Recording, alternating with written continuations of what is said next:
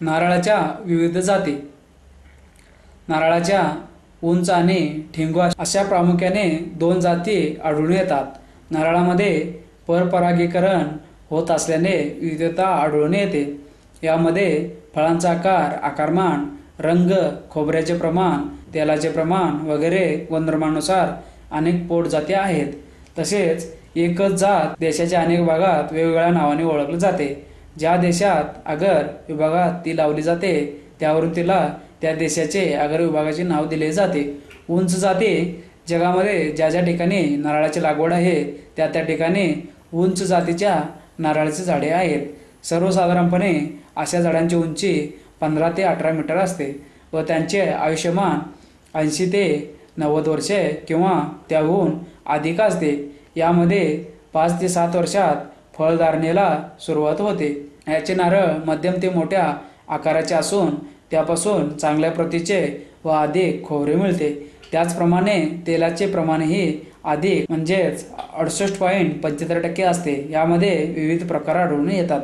West coast tall किंवा बानवली. भारताच्या पश्चिम किनाऱ्यावर जी उंच नारळाची लागवड झालेली दिसते तिला वेस्ट कोस्ट टॉल या नावाने संबोधले जाते. कोकणात तिला बानवली या नावाने ओळखतात. तिचे आयुष्य 70 ते 80 वर्षे असून ती 6 ते 10 वर्षात फुलोऱ्यात येते. प्रत्येक झाडापासून प्रतिवर्षी 50 ते 100 नारळ मिळतात तर सरासरी 80 नारळ मिळतात. काही नारळ माडापासून प्रतिवर्षाला 200 ते 250 नारळाचे उत्पन्न मिळाल्याचे आढळून येते. या जातीच्या नारळ फळात सरासरी 176 ग्रॅम खोबऱ्या आणि तेलाचे प्रमाण 68 ते 70 असते. 1 टन खोबरे तयार करण्यासाठी 4831 ते 4407 नारळ फळे लागतात. या जातीमध्ये रंग, आकार, आकारमान, उत्पन्न, खोबरे, तेलाचे प्रमाण यामध्ये विविधता आढळून येते. लक्षद्वीप ऑर्डिनरी चंद्रकल्प ही लक्षद्वीप बेटावरील नारळाची जात आहे. माडाची वाढ आणि नारळ फळांचा विचार करता ही जात बानवली सारखीच आहे. यामध्ये फरक एवढाच की नारळाच्या तिन्ही कडा उठावदार असतात. या जातीपासून प्रतिवर्षी 80 ते 178 फळे मिळतात तर सरासरी 151 फळे मिळतात. नारळामध्ये सरासरी 140 ते 180 ग्रॅम खोबरे मिळते. तसेच खोबऱ्यामध्ये 72% तेलाचे प्रमाण असते. माडीसाठी ही जात सर्वात चांगली असून यापासून बानवलीपेक्षा माडीचे जवळजवळ दुप्पट उत्पादन मिळते. केंद्रीय रोपवन पीक संशोधन संस्था कासारगोड केरळ यांनी ही जात केरळ, कर्नाटक, तामिळनाडू, आंध्र प्रदेश आणि महाराष्ट्र राज्यासाठी चंद्रकल्प या नावाने प्रमाणित केले आहे. डॉक्टर बाबासाहेब सावंत कोकण कृषी विद्यापीठाने प्रादेशिक नारळ संशोधन केंद्र भाटे येथील संशोधनावरून ही जात महाराष्ट्रासाठी प्रमाणित केली आहे. लक्षद्वीप मायक्रो ही जात लक्षद्वीप बेटावरील असून दरवर्षी प्रत्येक माडापासून 100 ते 320 नारळ मिळतात. जरी नारळ आकाराने लहान तरी खोबरे गोड असते. एका नारळात खोबरे 60 ते 132 ग्रॅम तर सरासरी 170 ग्रॅम असते. त्यामध्ये तेलाचे प्रमाण सर्वात अधिक म्हणजे 75% असते. ही जात गोटा नारळ तयार करण्यास उत्तम आहे. 1 टन खोबरे तयार करण्यासाठी सुमारे 7576 ते 16760 नारळ लागतात.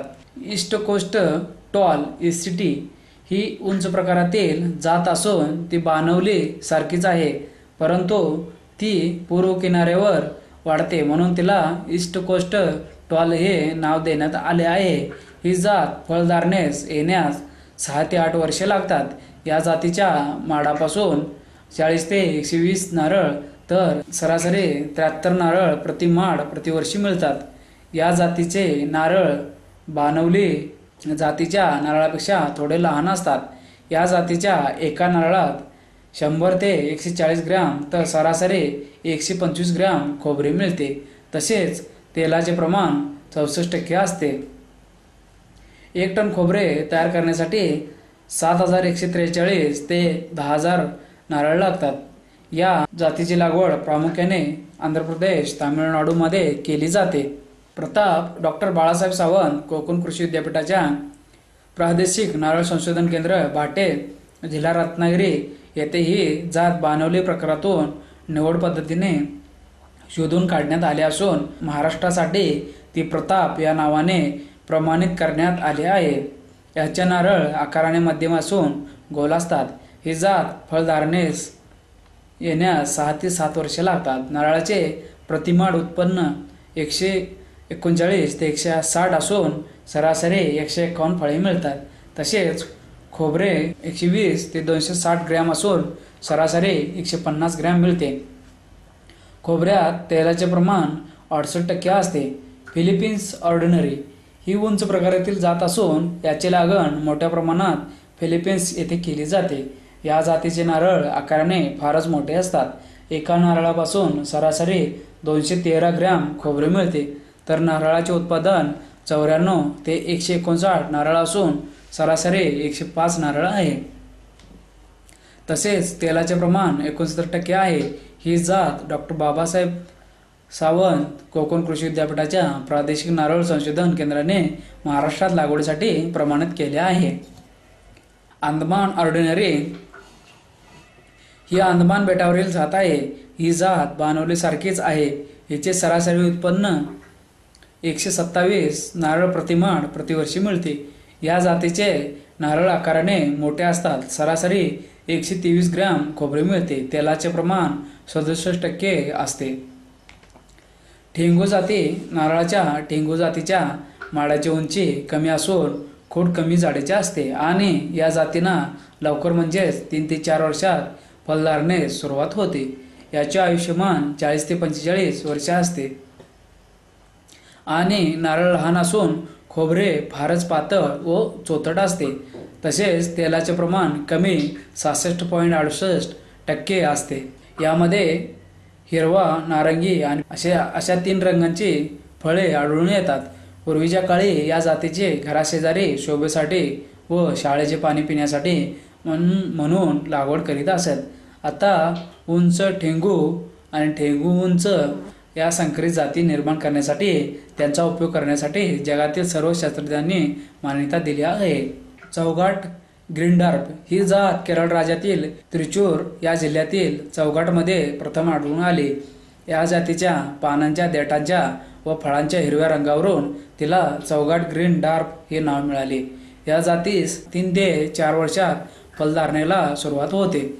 या जातीच्या प्रति झाडापासून प्रतिवर्षी 34 ते 114 नारळ मिळतात. या जातीच्या झाडांचे प्रतिवर्षी उत्पादन 50 ते 120 फळे असून सरासरी 63 नारळ आहेत. तर खोबरे 112 ते 118 ग्रॅम असून सरासरी 158 ग्रॅम असते.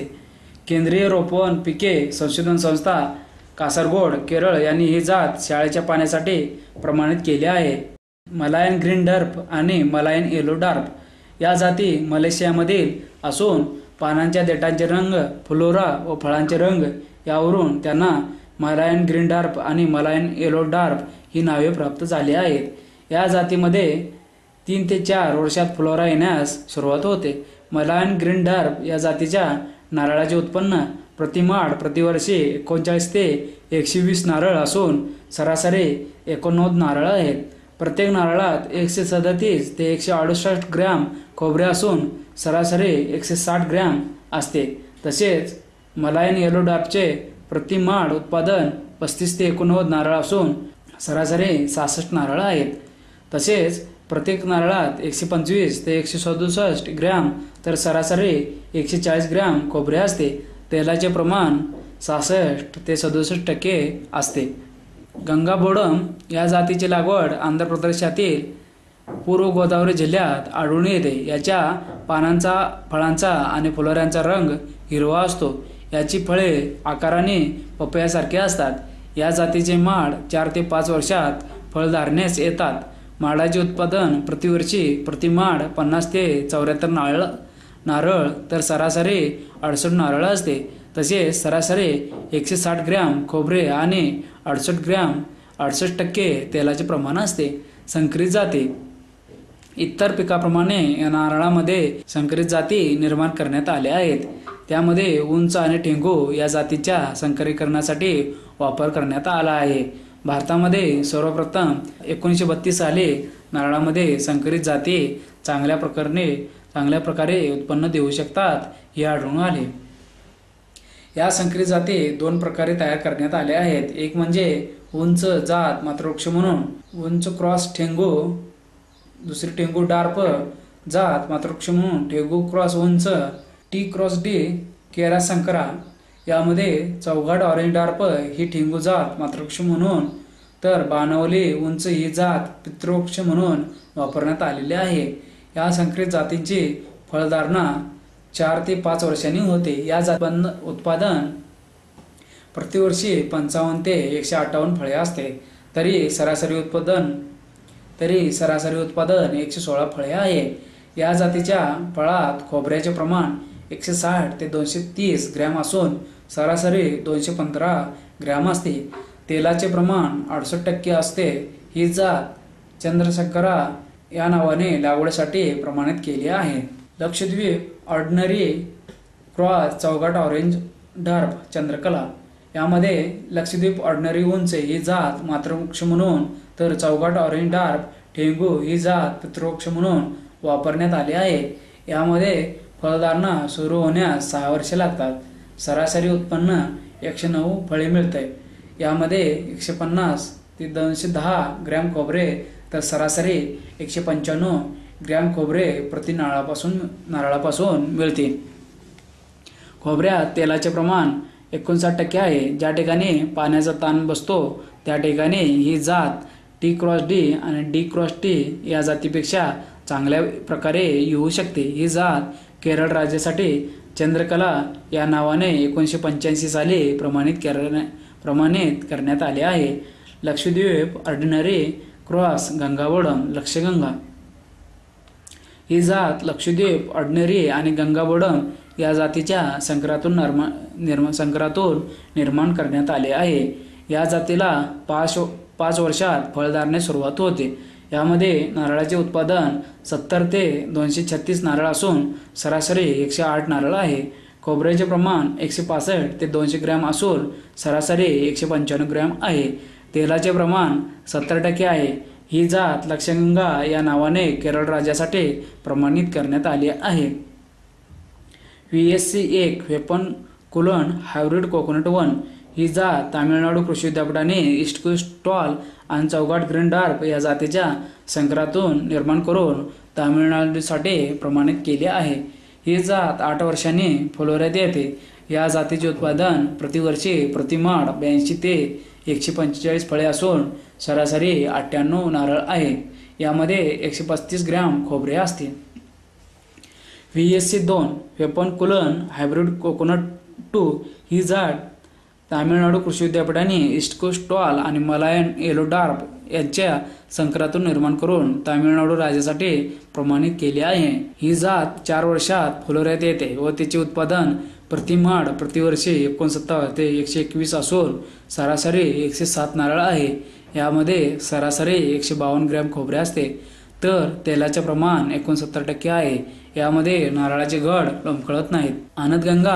आनंदगंगा अंदमान ऑर्डिनरी क्रॉस गंगाबोडम ही जात अंदमान ऑर्डिनरी आणि गंगाबोडम या जातीच्या संकरातून निर्माण करण्यात आली असून केरळ राज्यासाठी प्रमाणित केले आहे.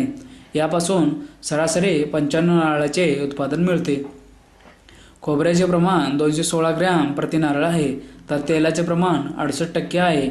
केरगंगा वेस्ट कोस्ट टॉल क्रॉस गंगाबोडम ही जात वेस्ट कोस्ट टॉल बाणवली आणि गंगाबोडम या जातीच्या संकरातून निर्माण करून केरळ राज्यासाठी प्रमाणित करण्यात आली आहे. याची सरासरी उत्पादन 100 नारळ असून प्रति नारळ 201 ग्रॅम खोबरे मिळते. तर तेलाचे प्रमाण 69% आहे.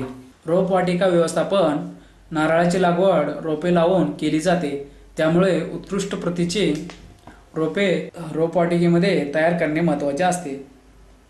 रोपे तयार करण्यासाठी अधिक उत्पादन देणाऱ्या सुधारित जातींची निवड करावी. मातृवृक्षासाठी निवड करणे.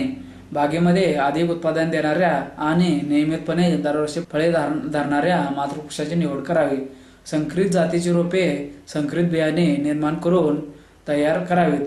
बियाण्यांची निवड करणे. बियाण्यांची फळे 11 ते 12 महिने पक्वतेचे निवडावीत. अपरिपक्व फळे बियाण्यासाठी वापरू नयेत. बियाण्यासाठी निवडलेली फळे मध्यम ते मोठ्या आकाराची असावीत. नोव्हेंबर ते जून या कालावधीत तयार झालेली फळे बियाण्यासाठी वापरावीत. या बियाण्याच्या फळापासून अधिक रोजवा आणि चांगल्या दर्जाची रोपे निपजतात असे दिसून आले आहे. बियाण्याची फळे काढतेवेळी विशेष काळजी घ्यावी. शक्यतो फळांचे घड उतरून काढावेत. बियाण्याची साठवण. बियाण्याच्या नारळाची साठवण चांगल्या प्रकारे करावी. फळे माडावर काढल्यानंतर ती फळावरील साल सोडणे वाळेपर्यंत सावलीमध्ये ठेवावीत. फळातील पाणी आटू नये म्हणून जरूर त्या लांबी, रुंदी आणि खोलीचा चर खोदून त्यामध्ये बियाणे साठवावी. चरामध्ये तळाला 7 ते 10 सेंटीमीटर जाडीचा वाळूचा थर पसरावा आणि त्यावर फळे उभे देठाकडे भागवर स्थितीत ठेवावेत. बियाणे ठेवून झाल्यानंतर चर वाळूने भरून घ्यावा. सुमारे 5 ते 7 सेंटीमीटर जाडीचा वाळूचा थर वरती द्यावा. त्यावर गवताचा थर घालावा आणि आठवड्यातून एकदा पाणी घालावे. अशा प्रकारे नारळाचे बियाणे 2 महिने साठवून ठेवावे. लागवडीसाठी जागेची निवड. पाण्याचा निचरा चांगल्या प्रकारे होणारी आणि पाणी देण्याच्या सोयी उपलब्ध असलेली जागा रोपवाटिकेसाठी निवडावी. पावसाळ्यात उत्तम प्रकारे निचरा होणारे कोणत्या प्रकारची जमीन नारळाच्या रोपवाटिकेकरता चालते. रोपवाटिकेतून रोपे खोदून काढणे सहज शक्य व्हावे म्हणून चिकण मातीच्या जमिनीत रोपवाटिका करू नये. रेताड जमिनी नारळ रोपवाटिकेसाठी उत्तम असते. बियाण्याची लागवड. 2 महिने बियाणे चरामध्ये साठवून ठेवल्यानंतर 3ऱ्या महिन्याच्या पहिल्या पंधरवड्यात बियाण्याची लागवड पूर्ण करावी. साठवण केलेल्या ज्या फळातील पाणी अतिशय कमी झाले आहे अशी फळे लागवडीसाठी वापरू नयेत. लागवडी शक्यतो पावसाळ्याच्या सुरुवातीलाच करावी. बियाण्याची लागवड 4 ओळीमध्ये करावी. 4 ओळीच्या प्रत्येक गटामध्ये 1 मीटर अंतर ठेवावे. 4 ओळीतील प्रत्येक ओळीमध्ये 45 सेंटीमीटर अंतर ठेवावे. ओळीतील 2 फळांमधील रोपामधील अंतर 30 सेंटीमीटर ठेवावे. ओळीची लांबी सर्वसाधारणपणे ओळीमध्ये 100 फळे बसतील इतकीच ठेवावी. लागवडीची पद्धत. बियाण्याची फळे उभी राहतील इतक्या रुंदी आणि खोलीचा चर खोदावा. देठाकडील भाग वरती करून फळे चरामध्ये उभी ठेवावीत. चर माती टाकून बंद करावा, परंतु फळाचा वरील भाग दिसेल अशी काळजी घ्यावी. चराच्या खोलीपेक्षा जी फळे लहान असतील त्याच्या बोडाखाली माती घालून फळी उभी ठेवावीत. जमीन सतत ओलसर राहील अशा बेताने पाणी द्यावे. एकाच वेळी भरपूर पाणी देऊन पाणी साचून राहणार नाही याची काळजी घ्यावी.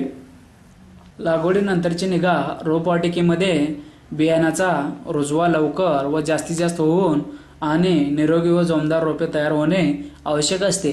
त्यासाठी तण काढून रोपवाटिका स्वच्छ ठेवावे. वाळवीचा प्रादुर्भाव आढळून आल्यास 5% लिंडेन भुकटी जमिनीवर धुळावे.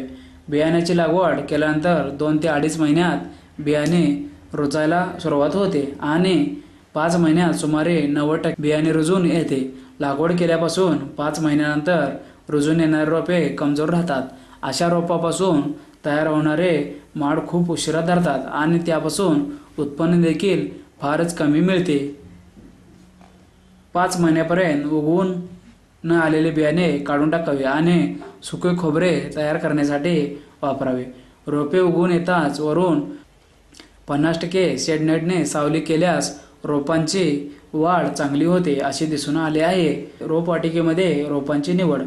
बियाण्याची लागवड केल्यानंतर 5 महिन्याच्या कालावधीत उगवून आलेल्या रोपापैकी चांगली रोपे रोपवाटिकेत ठेवावी व इतर कमकुवत रोपे नष्ट करावीत.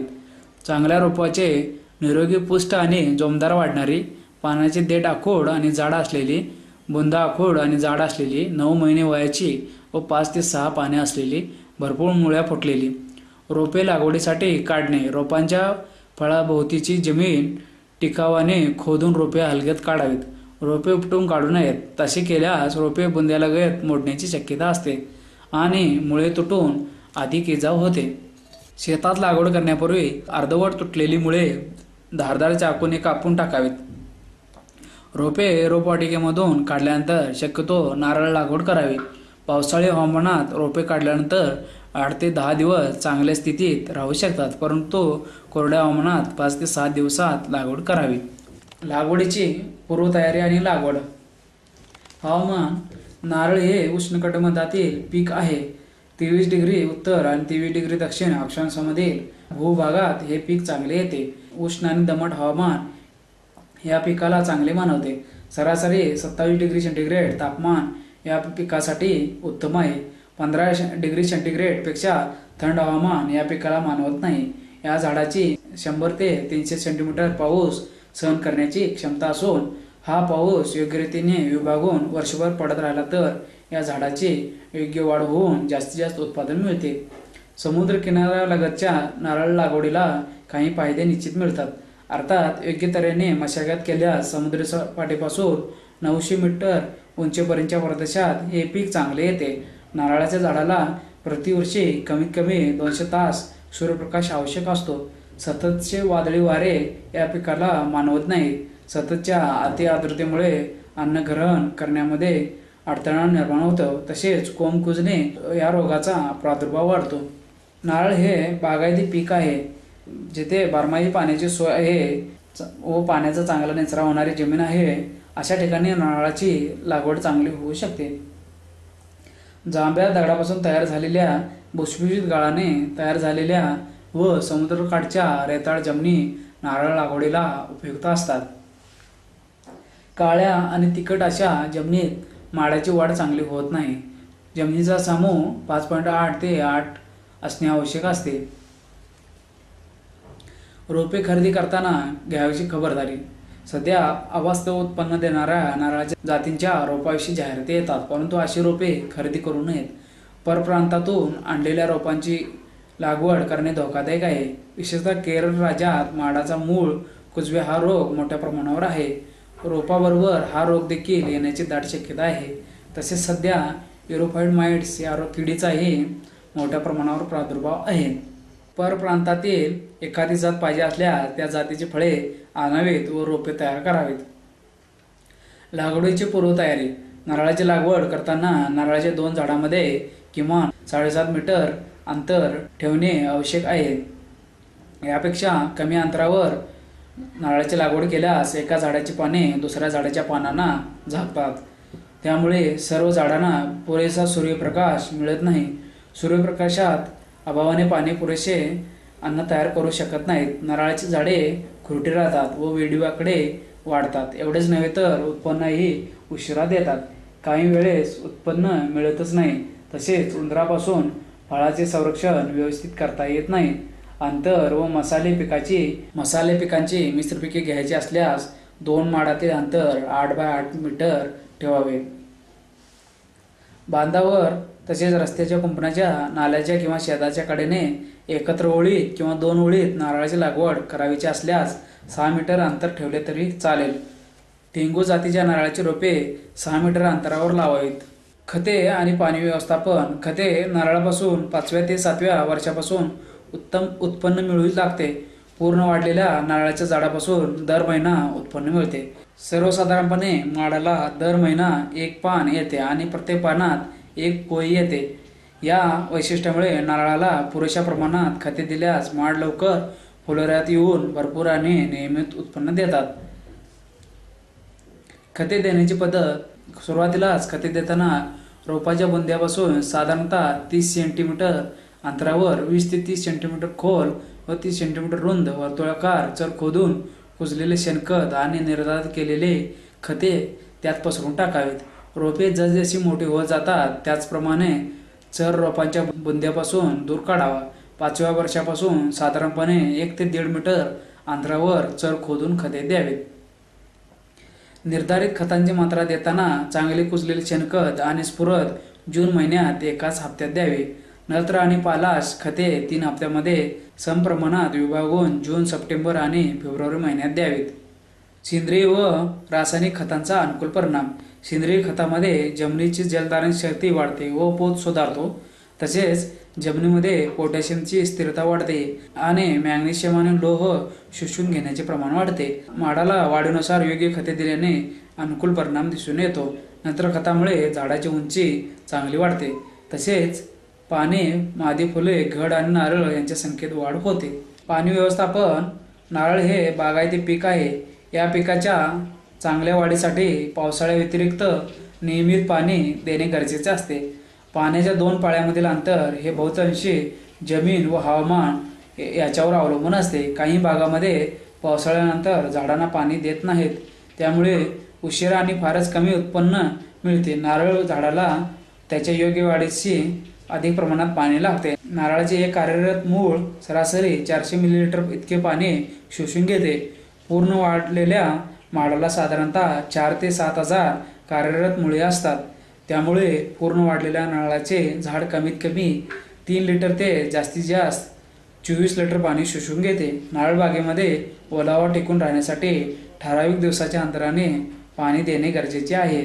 पाण्याचा जास्त काळ ताण पडल्यास फलधारणेवर विपरीत परिणाम होतो, तसेच लहान व अपक्व फळांची गळ होते। योग्य प्रमाणात झाडाला पाणी उपलब्ध झाल्यास मादी फुलांचे प्रमाण वाढते व फळांची गळ कमी होते।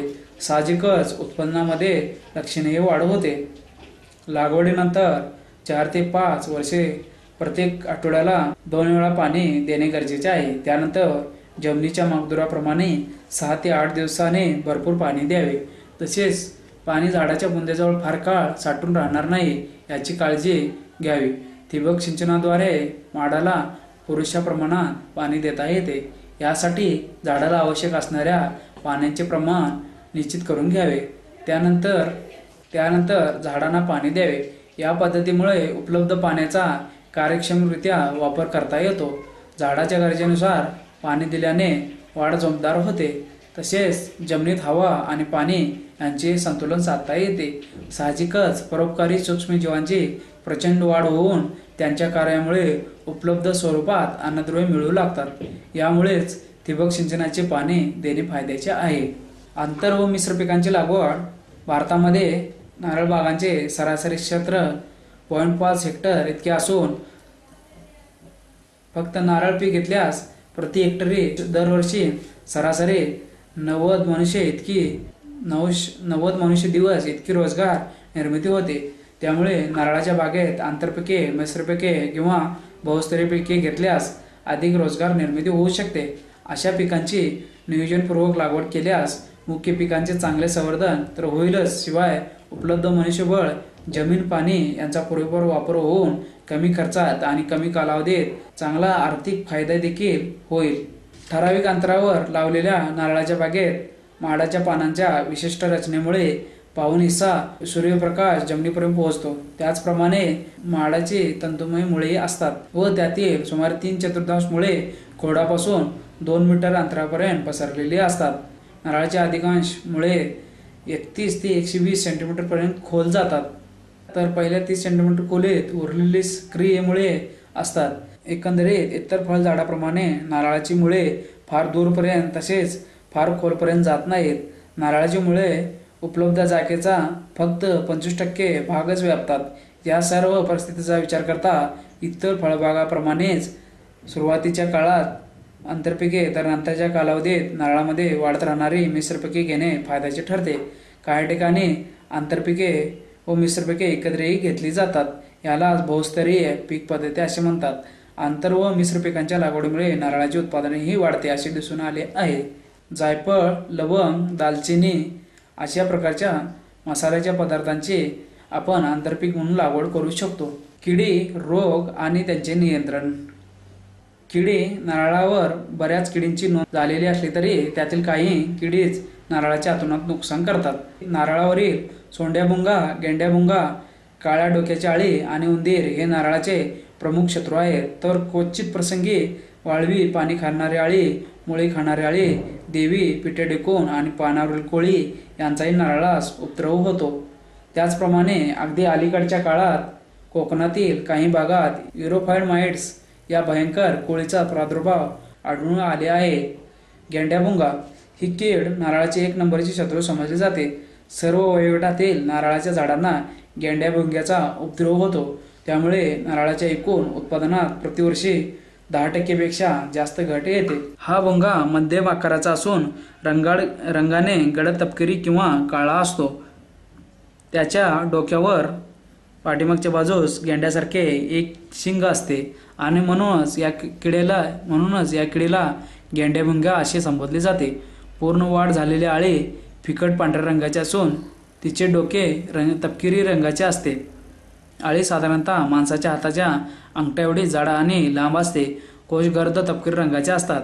अंडे रंगाने पांढरे असून त्यांचा आकार साबुदाणा एवढा असतो. या किडीच्या अंडी, आळी आणि कोश या तिन्ही अवस्था शेणखत तसेच कुजलेला पालापाचोळा यामध्ये आढळतात. मादी भुंगा सडणारा पालापाचोळा, शेणखताचे खड्डे आणि मेलेल्या माडाच्या कुजणाऱ्या भागामध्ये सुमारे 70 ते 100 अंडी घालतो. अंडी 8 ते 10 दिवसात उगवून बाहेर पडलेली आळी कुजलेल्या शेणखतावर उपजीविका करते. या किडीच्या नियंत्रणासाठी शेणखतात असणाऱ्या अंडी, आळी व कोश अवस्था वेळोवेळी गोळा करून त्यांचा नाश करावा. शिवाय अशा खड्ड्यावर दर 2 महिन्याच्या अंतराने 50% पाण्यात मिसळणारी कार्बारिल भोगटी 20 ग्रॅम 10 लिटर पाण्यात मिसळून फवारावे. शेणखताचे साठवण नारळबागेत किंवा जवळपास करणे शक्यतो टाळावे. गेंड्या भुंग्याचा प्रादुर्भाव झाल्याचे आढळून आल्यास प्रथम तारेच्या टोकदार हुकाने माडाच्या खोडातील भुंगे बाहेर काढावेत आणि त्यांचा नाश करावा. शिवाय भुंग्याने पोखरलेला भाग स्वच्छ करून त्या छिद्रात वाळू किंवा 10% कार्बारिल भुकटी यांचे सम प्रमाणातील मिश्रण भरावे. सोंड्या भुंगा ही कीड गेंड्या भुंग्याइतकीच हानिकारक आहे. कोणत्याही वयोगटातील माडांना सोंड्या भुंगांचा प्रादुर्भाव होतो. 4 ते 15 वयोगटातील माड या किडीस अधिक बळी पडतात असे आढळून आले आहे. सोंड्या भुंग्याचा प्रादुर्भाव झालेले माड वेळीच ओळखता न आल्यास असे माड वाचवणे अवघड जाते. सोंड्या भुंगा हा तांबूस तपकिरी रंगाचा असतो. भुंग्याच्या डोक्याच्या पुढील बाजूस ठळकपणे दिसेल असा लांब व सरळ वाढलेला एक सोंडेसारखा भाग असतो. सोंड्या भुंगा म्हणजे तांदळात सापडणारे टोके किडे यांची जणू काही मोठी आवृत्तीच असते. भुंग्यांची पूर्ण वाढ झालेली आळी फिकट पिवळसर असते. ती अंगाने मध्यभागी व दोन्ही बाजूस निमुळते असते. तिची लांबी गेंड्या भुंग्याच्या आळीपेक्षा थोडी कमी असते. आळीचे दोन्ही जबडे कणखर आणि मजबूत असतात. त्यामुळे ती माडाच्या खोडास सहजासहजी भोग पाडू शकते. या किडीच्या सर्व अवस्था माडावरच आढळतात. सोंड्या भुंग्याची मादी आपल्या टोकदार सोंड्याने माडावर छिद्र पाडून त्यामध्ये गेंड्या भुंग्याची छिद्रात किंवा अन्य प्रकाराने झालेल्या जखमेत सुमारे 300 अंडी घालते. ही अंडी 3 ते 5 दिवसात उगवून त्यातून आळी बाहेर पडते. नारळाच्या झाडात सोंड्या भुंग्याचा प्रादुर्भाव झाल्याचे लवकर ओळखून आल्यास असे माड वाचवता येतात. प्रादुर्भाव जास्त प्रमाणावर नसेल तर घोडावर असणाऱ्या छिद्रातून किडीच्या सर्व अवस्था धारदार कोयत्याने आणि तारेच्या हुकाने काढून माराव्यात आणि त्या ठिकाणी डांबर फासावे. प्रादुर्भाव मोठ्या प्रमाणात असल्यास 50% पाण्यात मिसळणारी कार्बारिल भुकटी 20 ग्रॅम किंवा 30% प्रवाही डायमिथोएट 20 मिली 10 लिटर पाण्यात मिसळून ते द्रावण नरसाळ्याच्या साहाय्याने सर्वात वरच्या भोकातून खोडात सोडावे. एका झाडास असे 1 ते 1.5 लिटर द्रावण पुरेसे आहे. काळ्या डोक्याची आळी या किडीचा प्रादुर्भाव ठाणे, रायगड आणि रत्नागिरी जिल्ह्यात दिसून येतो. या किडीची आळी फिकट करड्या रंगाची असते. तिचे डोके नावाप्रमाणे काळे असते. आळी अंगाने लांब व सडपातळ असते. पूर्णावस्थेतील पतंग मध्यम आकाराचा असून त्याचा रंग करडा असतो. कोश तपकिरी रंगाचे असतात. काळ्या डोक्याच्या आळीचा उपद्रव कमी होण्यासाठी उन्हाळ्याच्या हंगामाच्या सुरुवातीस म्हणजे फेब्रुवारीमध्ये जास्त किडलेली पाने काढून ती आळ्यास नष्ट करावीत. याखेरीज किडींचा प्रादुर्भाव दिसताच 50% प्रवाही मिलितॉन 10 मिली 10 लिटर पाण्यात मिसळून फवारल्यास या किडींचे नियंत्रण होऊ शकते. उंदीर किडीतके उंदीर हा प्राणी नारळाचे नुकसान करतो. तो झाडावर चढून कोवळे नारळ पोखरतात आणि त्यातील पाणी पिऊन कोवळे खोबरेही खातात. अशा कोवळ्या नारळांची पुढे गळ होते. काही उंदीर लहान रोपांच्या खोडाजवळ आपली बिळे तयार करतात आणि बिळातून रोपांच्या जमिनीवरील नारळ पोखरून त्यातील खोबरे किंवा खिबूस आवडीने खातात. अशी लहान माड नंतर मरतात. उंदराच्या या उपद्रवामुळे दरवर्षी एकूण उत्पन्नाच्या सुमारे 5 ते 10% एवढे नुकसान होते. उंदीर माडावर चढून नुकसान करत असल्यामुळे त्यांना झाडावर चढून जाता येऊ नये म्हणून जमिनीपासून 2 मीटर उंचीवर खोडाभोवती 30 सेंटीमीटर रुंदीचा गॅल्वनाइजचा गुळगुळीत पत्रा खोडाभोवती लपेटावा. उंदराचे नियंत्रण अधिक चांगल्या तऱ्हेने करण्यासाठी झिंक फॉस्फाईड या विषारी आमिषाचा वापर करावा. नारळावरील इरिओफाईड कोळी. केरळ राज्यातील एर्नाकुलम भागात 1998 साली इरिओफाईड कोळी ही कीड सर्वप्रथम नारळावर आढळून आली. सध्या दक्षिण भारतात नारळावरील ती प्रमुख कीड आहे. तसेच गोवा राज्य आणि कोकणातील वसई भागात देखील माडावर या किडींचा प्रादुर्भाव झालेला दिसून आला आहे. या किडीमुळे जवळपास 30% खोबऱ्याचे व 41% कात्यांचे नुकसान होते. या कोळी किडीच्या जीवनक्रमाबाबत माहिती. इरिओफाइट कोळी किडींचा जीवनक्रम 4 अवस्थांमध्ये पूर्ण होतो. त्या म्हणजे अंडी, पिल्लू, सुप्तावस्थेतील पिल्लू अवस्था.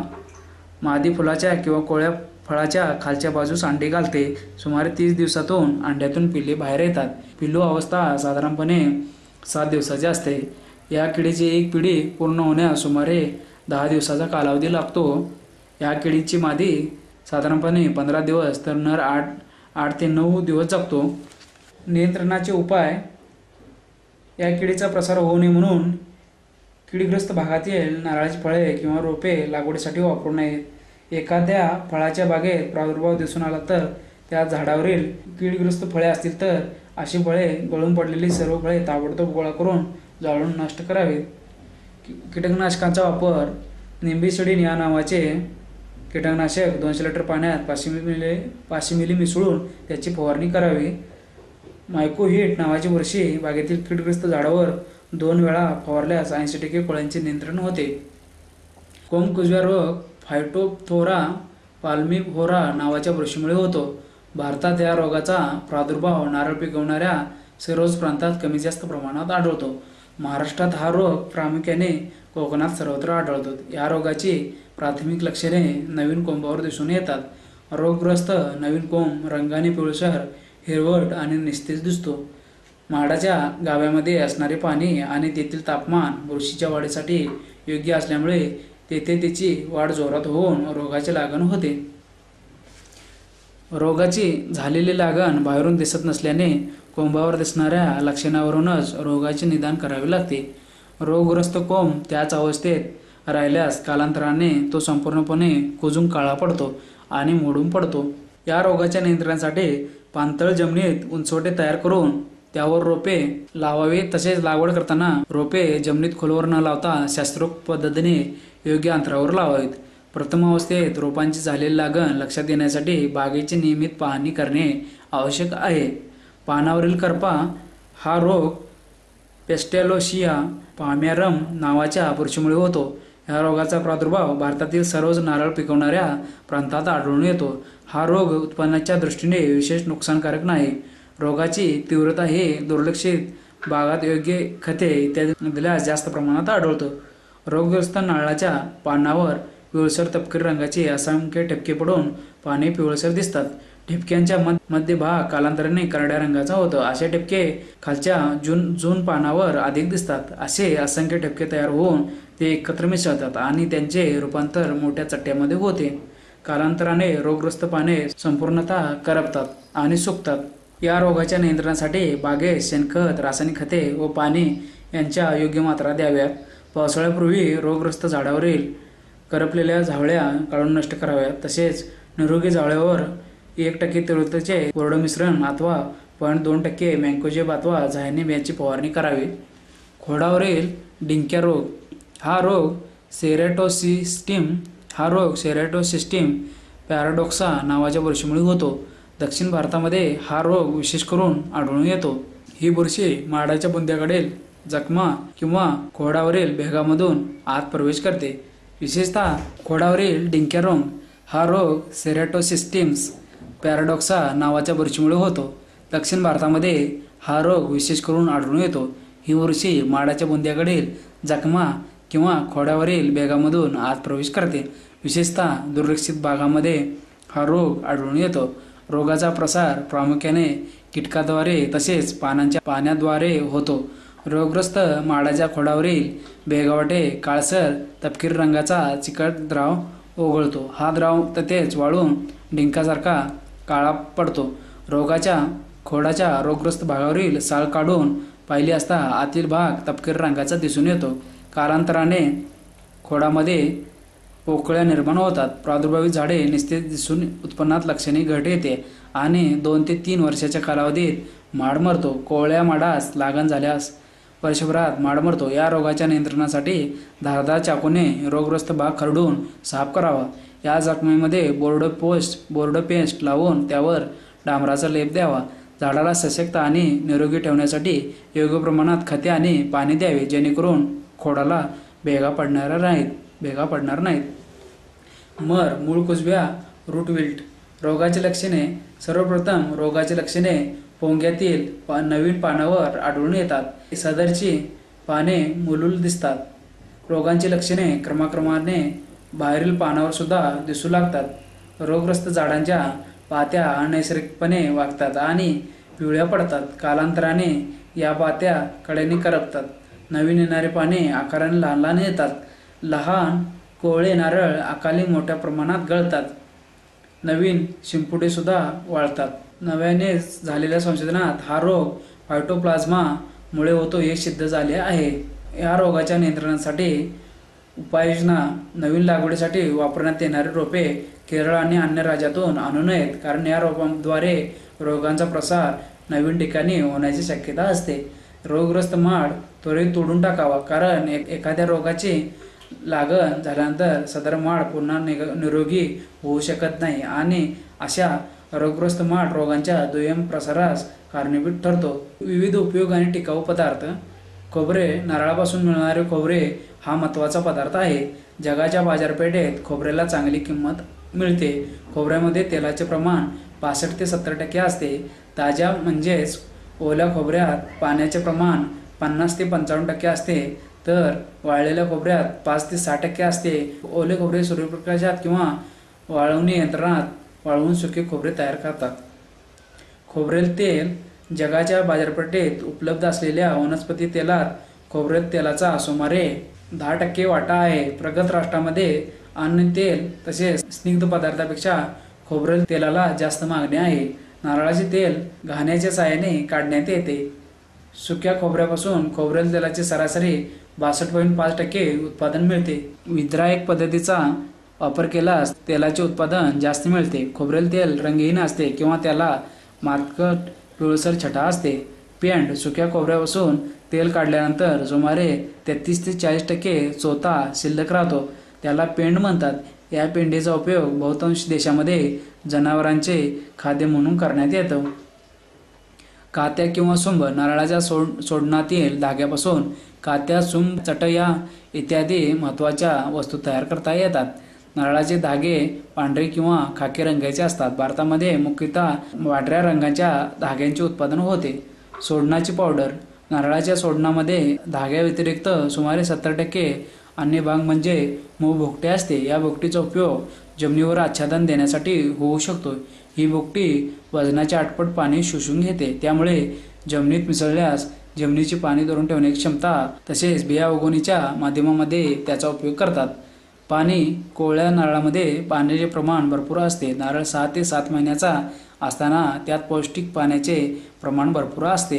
नारळाच्या पाण्याचा उपयोग पेय म्हणून करतात। नारळाच्या पाण्याच्या परिरक्षक वापरून तसेच आम्लतेचे प्रमाण योग्य ठेवून ते बाटली बंद करून त्याचा इतर पेयासारखा आस्वाद घेता येतो। करवंटीचे पदार्थ: नारळाच्या करवंटीचा उपयोग मुख्यत्वे करून जळण्यासाठी करतात। करवंटीपासून उपयोगाच्या अन्य वस्तू सुद्धा तयार करतात, उदाहरणार्थ भांडी, शोभेच्या वस्तू, हुक्क्याचे भांडे इत्यादी। करवंटीचे अन्य व्यापारीदृष्ट्या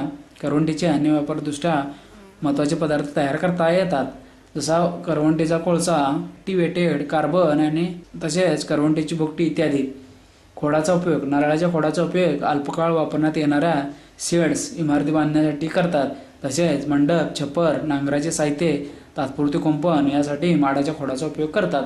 पानांचा उपयोग: नारळाच्या झाडापासून झापे तयार करतात, तसेच पानांच्या मुख्य शिरापासून केरसुणे झाडू तयार करतात।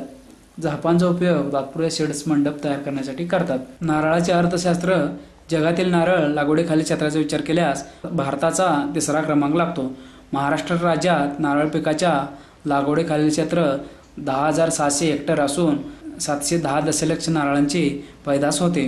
महाराष्ट्रातील जवळजवळ सर्व क्षेत्रे बृहन्मुंबई, ठाणे, रायगड, रत्नागिरी आणि सिंधुदुर्ग या जिल्ह्यात आहे। कोकणातील नारळाच्या एकूण उत्पादनापैकी घरगुती उपयोगासाठी आणि धार्मिक कार्यासाठी साधारणतः 57% नारळ वापरात येतात। शहाळे आणि तत्सम उपयोगासाठी 35% खोबरे आणि खोबरेल तेल तयार करण्यासाठी 8% नारळ उपयोगात आणले जातात. नारळाच्या एकूण उत्पन्नापैकी बहुतांशी उत्पादन घरगुती उपयोगासाठी होत असल्यामुळे व्यापार वर्षभर चालतो. महाराष्ट्र शासनाने 1990-91 पासून रोजगार हमी योजनेअंतर्गत फळझाडे लागवडीचा कार्यक्रम 100% शासकीय अनुदानावर सुरू केला आहे. यात नारळ पिकाचाही अंतर्भाव आहे. उत्पादनाचे अर्थशास्त्र. नारळाच्या स्थापनेचा कालावधी सुरुवातीचे 5 ते 7 वर्ष असतो, तर आर्थिकदृष्ट्या किफायतशीर उत्पादनाचा कालावधी साधारण 12 ते 15 वर्षापासून सुरू होतो व घटत्या उत्पादनाचा कालावधी नारळाच्या बाबतीत सर्वात जास्त म्हणजे 60 वर्षानंतर सुरू होतो. सुरुवातीच्या कालावधीत म्हणजे स्थापनेच्या पहिल्या 7 वर्षात नारळासाठी येणारा खर्च भरपूर असतो. जमीन तयार करणे, खड्डे खोदणे, रोपांचा खर्च, खते, औषधे, पाणी देणे इत्यादी खर्चाचा दर हेक्टरी नारळाचा एकूण उत्पादन खर्च ₹58,452 इतका येतो. त्यापैकी 27,649 इतका प्रत्यक्ष खर्च येतो. प्रत्येक झाडात सरासरी 70 नारळ याप्रमाणे प्रति हेक्टरी 12,250 नारळांचे उत्पादन होते व त्यापासून 61,250 इतके उत्पन्न मिळते. तसेच दुय्यम उत्पन्न ₹6,125 एवढे मिळते. खर्च वजा जाता ₹8,922 इतका निव्वळ नफा मिळतो. खर्चाचे प्रमाण 1.15 इतके येते. विक्री व्यवस्था. नारळाचे उत्पादन ज्या भागात होते त्या भागात त्यांचा दैनंदिन जीवनात वापर होतोच, परंतु ज्या भागात नारळाचे उत्पादन होत नाही त्या भागात सुद्धा त्याचा वापर केला जातो. त्यामुळे उत्पादन होणाऱ्या भागातून अतिरिक्त नारळ विक्रीसाठी इतर भागात पाठवला जातो. एकट्या उत्पादकाला विक्री व्यवस्थेतील सर्व बाबी सांभाळणे शक्य नसते, म्हणून त्यात अनेक मध्यस्थ येतात.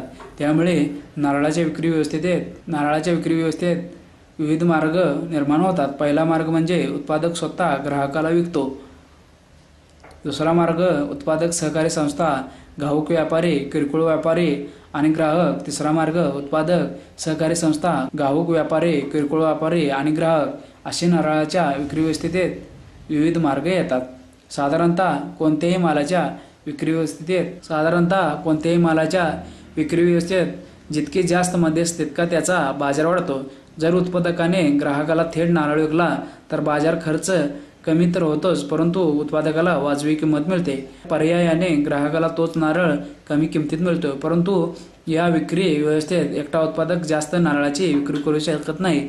जर नारळ उत्पादन कमी असेल तर हा मार्ग उत्तम, परंतु नारळ उत्पादन जास्त प्रमाणात असेल तर मात्र उत्पादकाला इतर मार्गाकडे वळावीच लागते. यासाठी जर उत्पादकाने एकत्र येऊन सहकारी संस्था स्थापन केली आणि त्या मार्गे जर आपल्या मालाची थेट बाजारात विक्री व्यवस्था केली तर ते उत्पादकाच्या दृष्टीनं निश्चितच फायद्याचे होईल.